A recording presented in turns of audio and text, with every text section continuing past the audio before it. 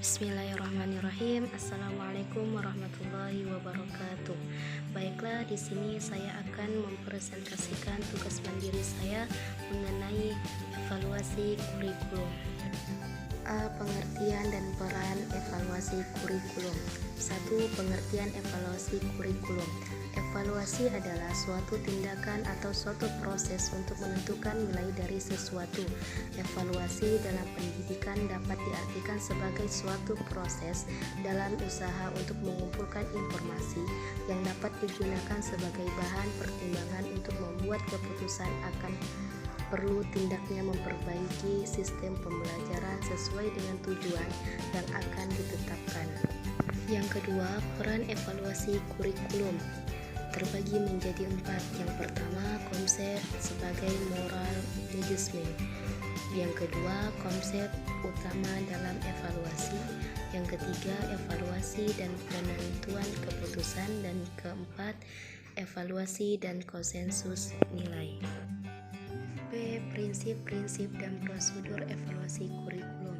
1. Prinsip-prinsip evaluasi kurikulum terbagi menjadi 6. Yang pertama, 1. Tujuan tertentu, yaitu setiap program evaluasi kurikulum itu tertera dalam mencapai tujuan yang telah ditentukan secara jelas dan spesifik. Yang kedua, bersifat objektif, yaitu harus sesuai dengan kenyataan yang ada. Yang ketiga, bersifat komprehensif, yaitu mencakup semua dimensi atau aspek yang terdapat dalam ruang lingkup kurikulum. Yang keempat, kooperatif dan bertanggung jawab dalam perencanaan, pelaksanaan, dan keberhasilan program evaluasi itu adalah tanggung jawab bersama pihak-pihak yang terkait dan saling terlibat dalam proses pendidikan seperti guru, kepala sekolah, orang tua, dan juga siswa itu sendiri. Yang kelima, efisien dalam penggunaan waktu, biaya, tenaga, dan peralatan yang menjadi penunjang. Dan yang terakhir, berkesinambungan. Hal ini berkaitan dengan adanya perbaikan kurikulum. 2. Prosedur evaluasi kurikulum terbagi menjadi 11. Yang pertama, kajian terhadap evaluan. Yang kedua, pengembangan proposal. Yang ketiga, pertemuan atau diskusi proposal. Yang keempat, revisi proposal. Yang kelima, rekrutmen personalia. Yang ketujuh, pengurusan persyaratan administrasi. Yang ke-8, pengorganisasian pelaksanaan. Yang ke-9, analisis data. Yang ke-10, penulisan pelaporan. Yang ke-11, pembahasan laporan dalam pemakaian jasa. Dan yang terakhir, penulisan laporan akhir.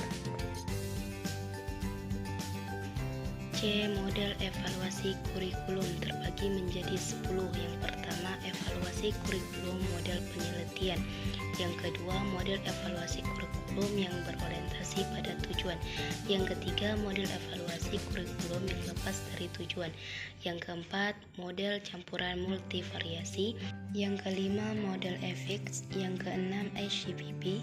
Yang ketujuh, model yang ke-8 model pendekatan proses, yang ke-9 model evaluasi kuantitatif, dan yang ke-10 model evaluasi kualitatif.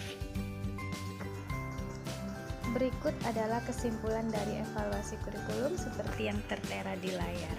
Baiklah, mungkin hanya ini yang dapat saya sampaikan mengenai evaluasi kurikulum. Apabila ada kesalahan, saya mohon maaf. Wassalamualaikum warahmatullahi wabarakatuh.